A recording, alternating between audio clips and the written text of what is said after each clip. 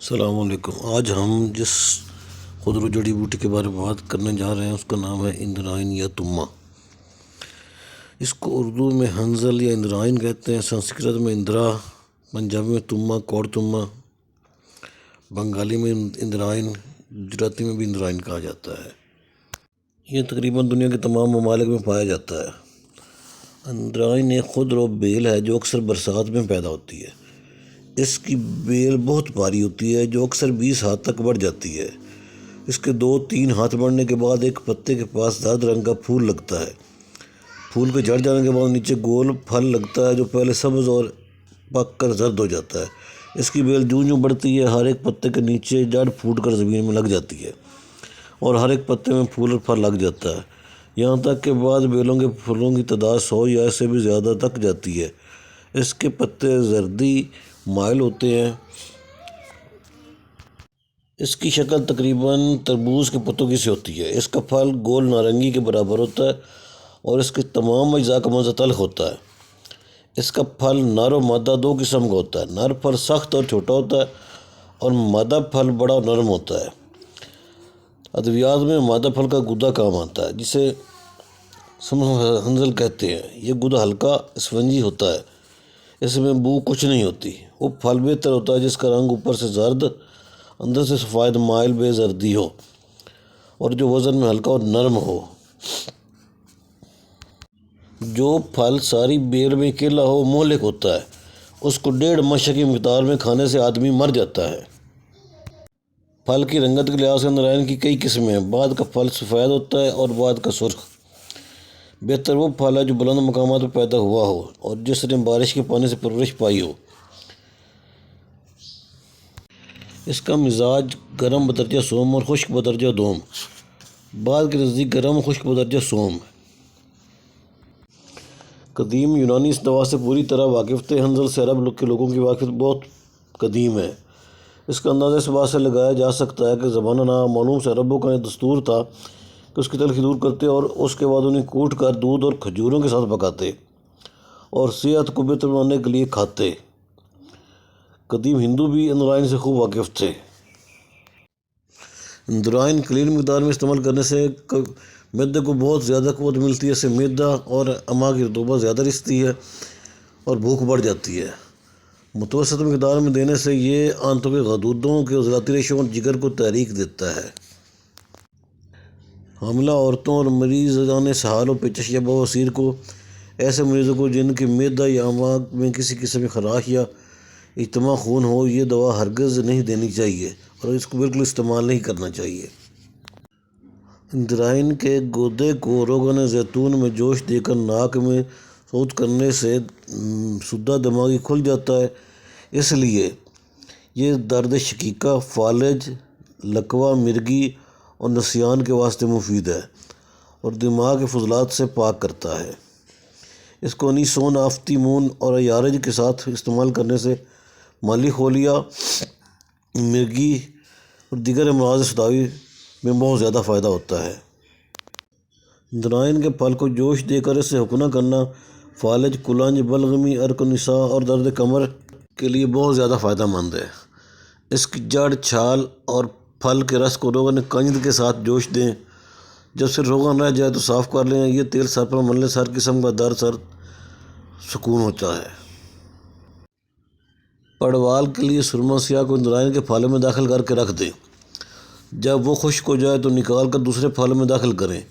اسی طرح 3 پھلوں میں سرما کو مدبر کر کے پیس لیں۔ یہ سرما آنکھوں میں لگائے 2-4 مرتبہ کے عمل سے اس مرض سے نجات مل جاتی ہے۔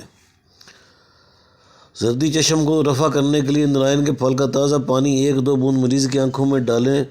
2-3 روز کے استعمال سے آرام ہوگا۔ اندرائن یا تما کی جڑ سے مسواک کرنا دانتوں کے اکثر امراض کے لیے مفید ہے۔ اس سے دانت مضبوط ہوتے ہیں، ان کے کیڑے مار جاتے ہیں، مسوڑھے کے ورم اور کرہ کو آرام آتا ہے، منہ کی بدبو دور ہوتی ہے۔ اس طرح اس کی جڑ کو جوش دے کر سے بھی فائدہ ہوتا ہے۔ یہ دمہ کے واسطے بہت عمدہ دوا ہے۔ بچوں کے نمونیا میں بھی اس سے بہت فائدہ ہوتا ہے۔ ترکیب یہ ہے کہ اس جڑ کا سفوف 1 تولہ سیندا نمک 3 ماشا پیس کر ملائیں۔ دمہ کے واسطے 2-4 رتی استعمال کریں۔ بچوں کے لیے 1 رتی استعمال کافی ہے۔ ہچکی کے واسطے اندرائن کی جڑ پانی میں گھس کر 2-3 بوندیں ناک میں ٹپکائیں، فائدہ ہوتا ہے۔ پیٹ کے کیڑوں کے لیے اندرائن کی جڑ 3 ماشا باریک پیس کر قند سیاہ کونا 1 تولہ ملا کر 3 حصہ کریں اور ہر روز 1 حصہ گرم پانی کے ساتھ کھائیں۔ کولانج سدی کے واسطے ہنزل کو چیر کر اس کا گدا نکال لیں، اس کے چھلکے کی پیالی میں بکری کا دودھ بھر دیں، 15 منٹ کے بعد اس دودھ میں چینی ملا کر 2 تولہ چینی ملا کر مریض کو پلائیں، فوراً اسہال ہو کر سدے خارج ہوں گے۔ بواسیر کے لیے بیخ اندرائن کو پانی میں گھس کر مسوں پر لیپ کریں، اس سے مسیں کمزور ہو جاتی ہیں۔ اور اندرائن کے پھل ٹکڑے ٹکڑے کر کے گھڑے میں ڈال دیں اور گھڑے کو پانی بھر دیں۔ یہ گھڑا 3 ہفتے تک دھوپ میں پڑا رہنے دیں، اس کے بعد اس پانی سے استنجا کرتے رہیں، 40 روز کے عمل سے مسیں نابود ہو جاتی ہیں۔ اندرائن کے سرخ پھل والی بیل کی جڑ، ہلدی پوست، نیلا پوست، بلیلہ آملہ ہر ایک ہم وزن جوش دے کر صاف کریں اور شہد ملا کر پلائیں، سوزاک کے لیے بہت زیادہ فائدہ مند ہے۔ اس کی جڑ کو پانی میں پیس کر پلانے سے پیشاب کھل جاتا ہے۔ اندرائن کے پھل کو 2 سیر پانی میں جوش دیں، جب چوتھا حصہ رہ جائے تو چھان کر اس میں رنڈی کا تیل نصف سے ڈال کر پکائیں، جب صرف تیل رہ جائے تو صاف کر کے بوتلوں میں رکھیں اور بقدر 1 تولہ گائے کے دودھ کے ساتھ پیتے رہیں۔ اس سے آتشی کا مادہ خارج ہو کر مرض کو آرام ہوتا ہے۔ اس کا تیل جو اس کے پانی کو روغن قند کے ہمراہ پکا کر بنایا گیا ہو، گنج پر لگانے سے بہت زیادہ فائدہ ہوتا ہے۔ اندرائن کی جڑ کو سفوف کر کے ہمراہ شیرگاؤ عرصہ تک استعمال کریں، اس سے سفید بال کالے ہو جاتے ہیں، مگر جب تک اس کو استعمال کریں صرف دودھ پیتے رہیں۔ ورم پستان کے لیے اس کی جڑ کو پانی میں پیس کر لیپ کر دیں یا اس کے گدے کو پانی پاک کر باندھنے سے فائدہ ہوتا ہے۔ حب اندرائن کا گودا 1 تولہ تربت 1 تولہ سکمونی 4 ماشا سبز دیوا کو پیس کر گلاب کے ہمراہ گولیاں بقدر رخود بنائیں۔ یہ گولی عمدہ قبض کشاں، 1 گولی سوتے وقت نیم گرم دودھ کے ساتھ کھا کر سو جائیں۔ جوڑوں کے درد کے لیے اندرائن تازہ کا چھلکا اتار لیں، اس کے گدے کو کاٹ کر پانی نکالیں، یہ پانی تقریباً آدھ سیر ہو۔ ہلدی، نمک، سندھیا پوست، ریلا کلاں ہر 1 تولہ باریک پیس کر اندرائن کے پانی سے کھرل کریں تاکہ پانی جذب ہو، 2 رتی کی گولی بنائیں، 1 گولی دودھ کے ہمراہ کھائیں۔ اندرائن کا پھل 1 عدد دھتورا، اجوائن خراسانی ہر 2 تولہ، تخم اسپند نوشادر ہر 1 تولہ، شورہ 6 ماشا، سوگا 1 تولہ، بھنگ 6 ماشا، سنا 3 تولہ، نمک شیشہ 1 تولہ، مرچ سیاہ مگھاں ہر 6 ماشا، سونٹھ، نمک، سونچر، بیخ سوانجنا ہر 1 تولہ، پوست لیلا مصبر، سونف ہر 2 تولہ، پوست بلیلہ ہر 1 تولہ پیس کر سفوف بنائیں۔